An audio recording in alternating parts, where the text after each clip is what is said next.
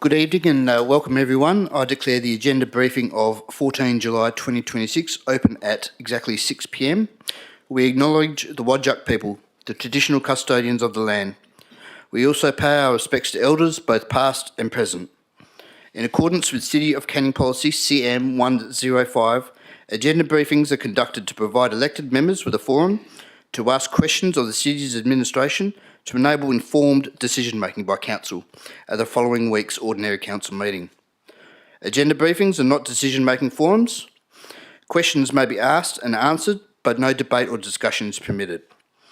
Questions must specifically relate to an item on tonight's agenda. Elected members and employees must disclose any financial, proximity or partiality interest they have in an item on the agenda and declare the interest at the commencement of the briefing or at the latest when the item is about to be discussed. Financial, proximity and impartiality interests are to be disclosed in accordance with the provisions of the Local Government Act 1995 as they apply to council meetings. Elected members disclosing a financial or proximity interest must not participate in that part of a briefing relating to the interest and must leave the meeting for the duration of the item. Agenda briefings are open to the public. This briefing is being live streamed to the public via the City's YouTube channel. And lastly, please ensure mobiles are turned off or on silent for the duration of this briefing, and for the benefit of clear audio, councillors, please speak directly into your microphone when addressing the meeting. At each agenda briefing, council and staff support a charity. Councillor Tuchek has championed another great initiative tonight. Councillor Tuchek, can I call upon you to explain why everyone is wearing something red tonight? Thank you, Deputy Mayor. For those that are here tonight, we sort of don't want to hear from your children that, no parents want to hear from your child that has cancer. So tonight we wear red in support of the Red Kite charity, because they provide support to those families that have to go through that challenging journey. So thank you, everyone. Thank you. Thank you, Councillor Tuchek. At 2, we have attendance. 2.1, apologies. The apologies tonight are Councillor Jacobs, Councillor Rodriguez, Councillor Secon, Mayor Hall, CEO Michael Littleton and Director Bide are apologies for this briefing. 2.2, approved leave of absence. There are no approved leave of absences. 3, disclosure of interests. Acting CEO Bowe, have you received any disclosures? Thank you, Deputy Mayor. I've received no declarations of interest. I've also received no declarations of impartiality. Thank you. At 4, we have question time for the public. 4.1, response to previous questions taken on notice. There are no responses outstanding. 4.2, questions from the public. The City has not received questions for tonight's meeting. Are there any questions tonight? No? Thank you, Sian. Not tonight, so then I don't propose to open question time. 4.3, deputations. There are none. At 5, items brought forward for the convenience of those in the public gallery. There are none. 6, reports of committee meetings. Reports from the Audit, Risk and Improvement Committee of 2nd July 2026 will be included in the Ordinary Council meeting agenda paper. At 7, reports. 7.1, the first item on the agenda is from the Office of the Acting CEO, Mr Warren Bowe. It is item OC-013-26, proposed acquisition and sale of right-of-way, lot 66 Centre Street, Queen's Park. The recommendation is on page 7 of the agenda and is on the screen now. Councillors, do you have any questions? Councillor Kunze. Thank you, Deputy Mayor. Through you, just a question. I'm not sure if you'll be able to answer, but given that the City is doing all this work on behalf of St Norbert's, I was just wondering why they didn't volunteer that they were intending to or had purchased the property that has access to the right-of-way, given that the City's going through this process. It become a bit amiss to me as to why we didn't know that. Thank you. Acting CEO Bowe. Thank you, Deputy Mayor. No, I'm not aware of why they hadn't advised us, Councillor Kunze, only that we became aware that that particular property was under offer during the time that this matter was presented originally, earlier in the year, but I can't answer that, no. Any further questions, councillors? No, just one for myself, Acting CEO Bowe, in regards to paragraph 14 When do we expect, or when has the current leaseholders indicated that the private residential lease at 184 George Street will end? I'm happy to take that question on notice, Mr Deputy Mayor. No problems at all. No other questions? Thank you, councillors. We'll move on to item 7.2, which is from the Office of Mr Nelson Mauricio, Director of Corporate and Commercial. It is CC-010-26, the monthly financial report of May 2026. The recommendation is on page 15 of the agenda, is on the screen now. Councillors, do we have any questions? No questions? A few, if I may. Director Mauricio, Acting CEO Bow might be able to assist as well. Riley Road and Fern Road, has the city received Main Roads approval to install the proposed wombat and zebra crossings? Thank you, Deputy Mayor. No, we haven't received the approval as yet. We're in ongoing discussions with Main Roads, particularly in relation to the Riley Road crossing adjacent to Rivermore Loop. I'll engage with staff and provide a bit more of a fuller response prior to the OCM. Thank you, Acting CEO. Greenfield Street Bridge, has the tender for construction been released? Acting CEO. I don't believe it has yet, Deputy Mayor, but I'll confirm that prior to the OCM. Thank you, Acting CEO. This one's probably in Director Mauricio's field. I note in the warrant listings, there are payments made to the Shire of Mundaring, Town of Claremont and City of South Perth for thousands of dollars, with the narration attached being government authority. Is it possible to provide a bit more information about these payments to government authorities? For example, was the $9,600 for the City of South Perth for seedlings and trees? Yeah, through the chair. No, I'm not aware of the exact details for those payments. A lot of the payments we make to local governments are settling long service leave entitlements, but I'm sure there's some other items that we also pay them for, so I'll come back through the agenda comments. That'd be good. Thank you, Director. Much appreciated. No more questions? Councillor Kunza. Thank you, Deputy Mayor. Through you to Director Mauricio. With respect to attachment 2 with the redemptions of the term deposits, is it possible to find out on that table in the future what the actual interest accrued is at maturity of the individual term deposits? Thank you. Director Mauricio. Yeah, through the chair. That should be possible. We'll have a look at the reporting framework that we have for our term deposits, and I'm sure that the total interest payable at maturity is included in that, and we should be able to include that for future reports. But look, I'll update a comment in the agenda paper. Thank you, Director. Any more questions? Councillor Page. Through you, Deputy Mayor. I just wanted to check with the Wellback driving range upgrades. It says the entertainment bays are due for completion late June. Do we have an updated timeline about when the entertainment bays will be completed? Acting CEO Bow. Yes, thank you, Deputy Mayor. We do have an update. Practical completion for that part of the project is due this week. There'll be inspections this week. No doubt there'll be some defects and punch list items to continue on through, but we'll be working towards completing that project this month, yes. That's good news. Now, thank you, Director. Any other questions? Councillors? No? We'll move on to the next item at 7.3. The responsible officer for this item is Mr Clint Burdett. He's Acting Director Planning and Development. It is PD-008-26, Memorandum of Understanding between the City of Canning, Western Australian Land Authority and Metropolitan Redevelopment Authority, Bentley Redevelopment Area. The recommendation is on page 59 of the agenda and is on screen now. Councillors, do we have any questions? Councillor Kunza. Thank you, Deputy Mayor. Through you to Acting Director Burdett.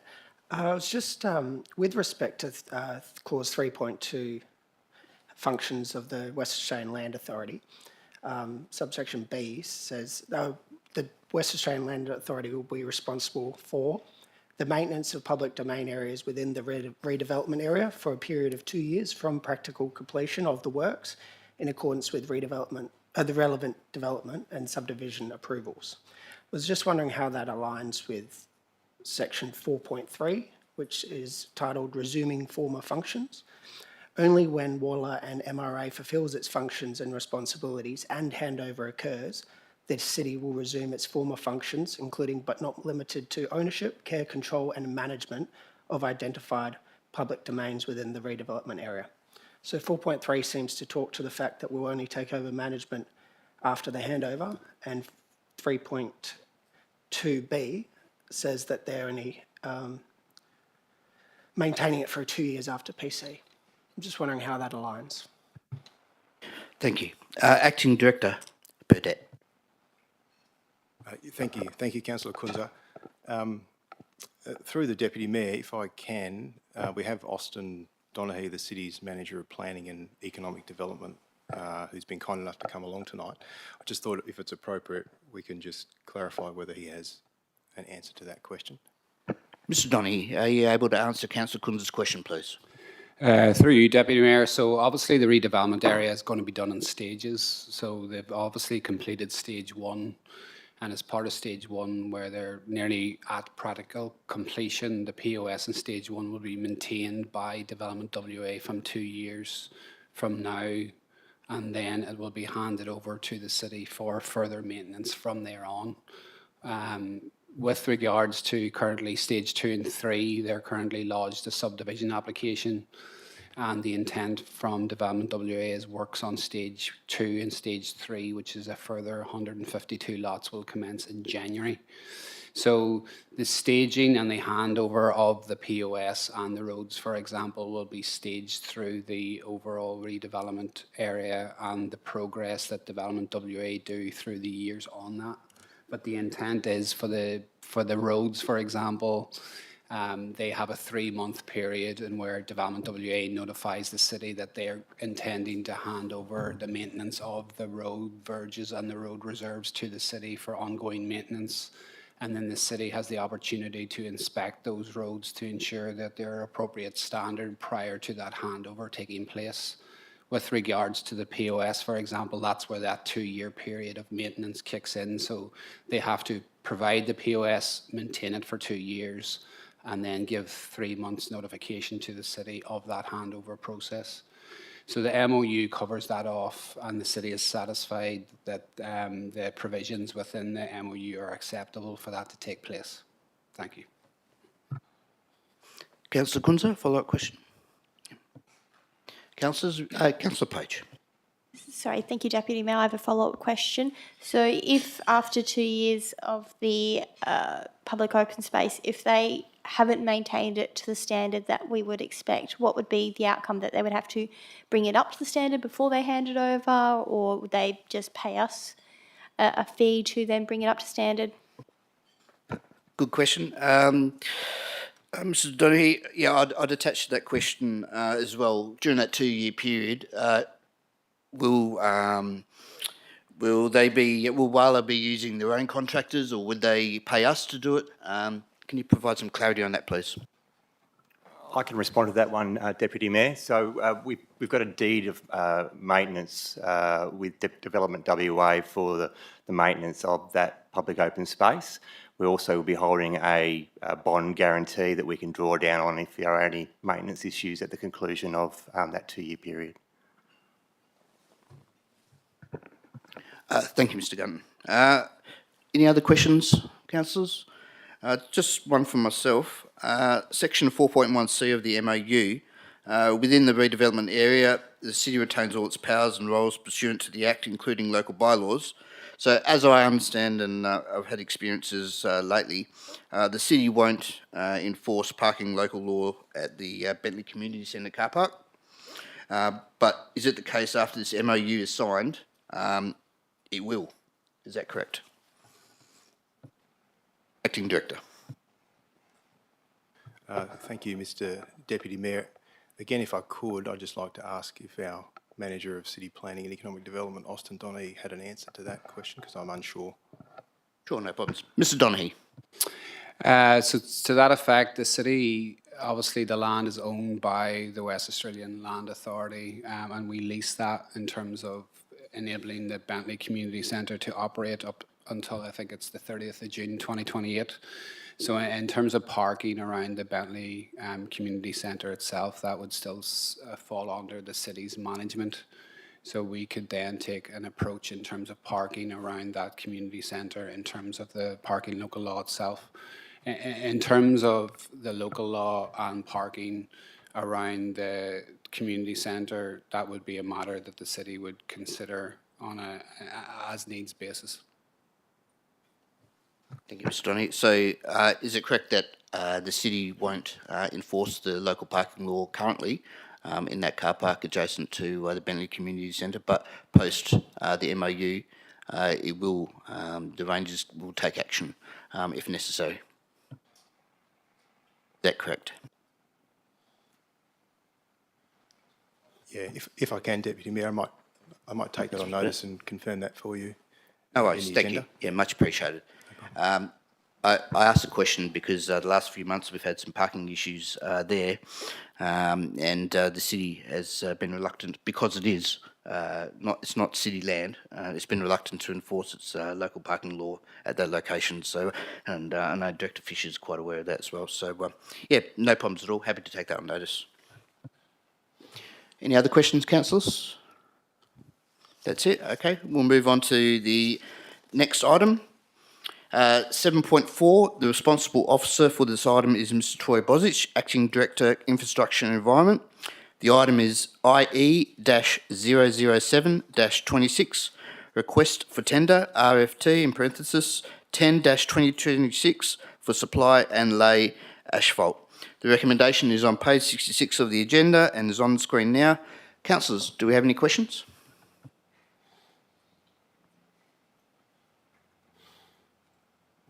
No questions? A couple, if I may, Acting Director Bosic.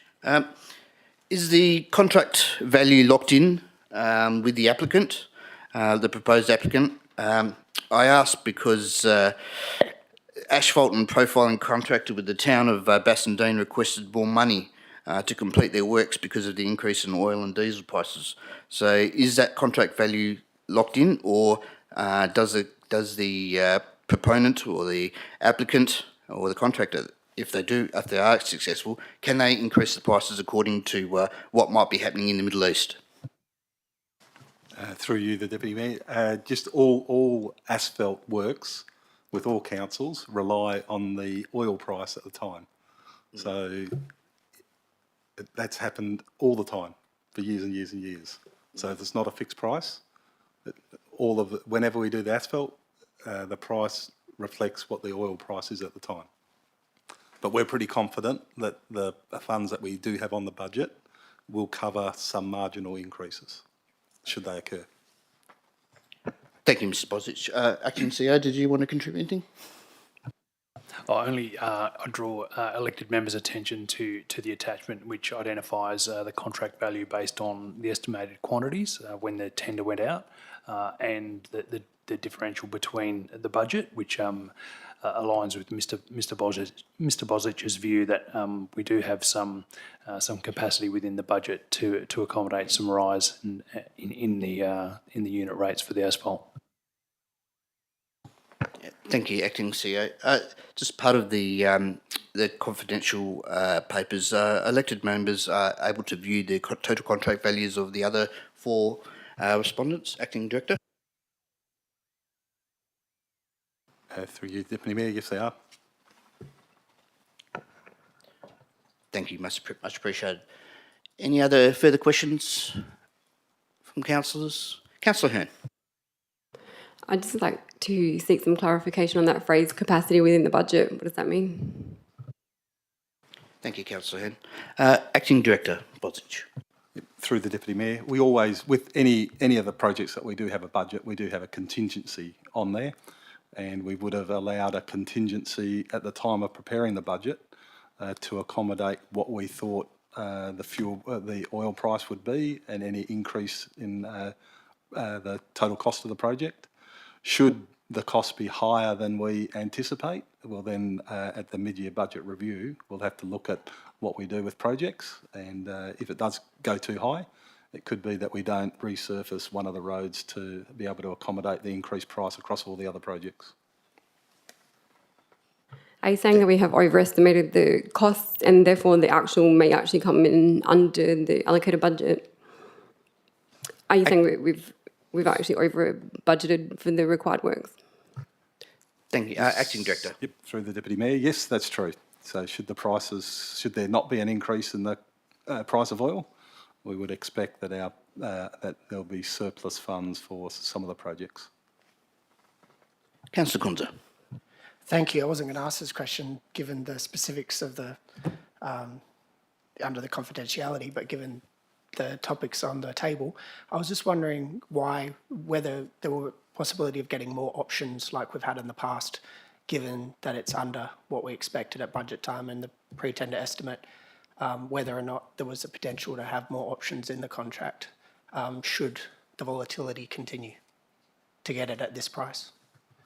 Thank you, Councillor Kunza. Acting Director Bosic. Through the Deputy Mayor, look, we're pretty confident that the way the market is at the moment, that we'll be able to deliver all of those projects. And the intent is to try and do them in the earlier part of the financial year rather than leaving them to 9 months' time. So we'll just have to monitor that, and should anything change, we'll have to reassess what we do. Thank you, Acting Director. Any further questions? Councillor Page? Go ahead. Thank you, Deputy Mayor. My question is, I won't get into the specifics, but in item 23, it says the proposed new contract sees the cost, supply and lay asphalt increase between 11 and 15%. But when I look at the value for money, it's increased a lot more than 11, 15%, so I'm just confused. That's a That good be question. clarified. And like I noted before, the town of Bassendean, I think, stand to be corrected, but it was a 45 to 48% increase in costs to lay asphalt. Acting CEO, did you want to contribute something? Thank you, Deputy Mayor. That range referenced in the council report refers to the actual unit rates of the different mixes of asphalt, not the full services afforded and provided by the contractor under this contract. So that figure was just in relation to the actual supply of the asphalt, not the broader services. Thank you, Acting CEO. Any further questions? Councillors, no more? Okay, we'll move on to the next item, please. The next item is IE-008-26, outcome of community consultation dog prohibition along Centenary Park West foreshore, Wilson, and dog park proposal, Ferndale Park, Ferndale. The recommendation is on page 72 of the agenda and is on the screen now. Councillors, do we have any questions? Councillor Kunza. Thank you, Deputy Mayor. Just a question with respect to the paragraph 38, the 500 metres of Centenary Park West and the 987 properties. Does that include the City of South Perth properties, or is that just City of Canning properties? Thank you, Councillor Kunza. Acting Director Bosic. Through the Deputy Mayor, I might ask Rowan Gunton, the Manager of Parks and Environment, to respond to that. Through the Deputy Mayor, if it's okay, we'll take that on notice. I do believe it's just the City of Canning, but I'll get back to you. Thank you. Councillor Kunza. And just a question with respect to the lack of the commentary on the Lambertia Park recommendation. So there's not much in the report about the deferring of the Lambertia Creek Park off-leash status question. Given that it's an environmental reason and a tech as to why the city's proposing to change the capacity to have off-leash dogs in that area, I just wondered whether or not the decision should be made independent of the dog park. I know it's preferable for Ferndale Park to have a dog park there at the same time, but what happens if the Ferndale Reserve isn't feasible for a dog park? Are we going to come back and deal with this? But given it's an environmental reason, I just wondered whether or not it's right to continue leaving dogs in there, waiting to see if we might have a dog park at Ferndale Park. Thank you. Acting CEO, did you want to respond? Thank you, Deputy Mayor. That's a fair point, Councillor Kunza. Obviously, the results of the consultation initially were fairly split in relation to the proposal for on-leash or off-leash. Staff originally recommended we convert that to on-leash. That hasn't been processed through council or received a council decision. It would be up to council to provide to make a decision at that point in time, but we're happy to consider any feedback that the elected members might have in relation to bringing forward that decision, but it was proposed to defer it, awaiting the outcome of the Ferndale Park proposal. Councillor Kunza. But just to follow up, is there a reason why there's not much commentary on the Lambertia Park within the report? Acting CEO. Yes, thank you, Deputy Mayor. Simply because we weren't asking council to make a determination either way, but we can provide some more commentary if that is the elected members' wish on that particular matter. Yeah, that would be good. Thank you, Acting CEO. Any other questions, councillors? Councillor Hearn. I probably have two questions that both relate to compliance. I think we really struggle with compliance with dogs and particularly with dogs off lead, and I do have some concerns about our capacity to actually enforce dogs on lead in the right areas. Now, looking at Ferndale Reserve, I see like a really teeny tiny dog exercise area. I do like fenced dog exercise areas as a parent of young children who've had off-lead dogs run at my small children. So I do like them, but I'm just interested to know, we have two really nice big large ovals, or three there actually, where people, I'm just guessing, already probably take their dogs for a bit of off-leash exercise. Do we actually have some examples in the city where we have actually built, you know, small little dog exercise areas and people will actually walk across 2 or 3 nice big ovals to get to that area, and it has actually contributed to a reduction in off-lead dog exercising on the sports grounds? Councillor Hearn. Acting CEO. Thank you, Deputy Mayor. The example that springs to mind, Councillor Hearn, is Connaught Park, adjacent to Ranford Oval in Canning Vale. I can ask our colleagues to do some research in relation to infringements or warnings or otherwise. Other than that, we're probably only dealing with anecdotal evidence. By providing a fenced dog exercise area adjacent to Ranford Oval, we'd hope that we'd reduce any conflicts between off-lead dogs and park users generally. That's really the only one that springs to mind. Councillor Hearn.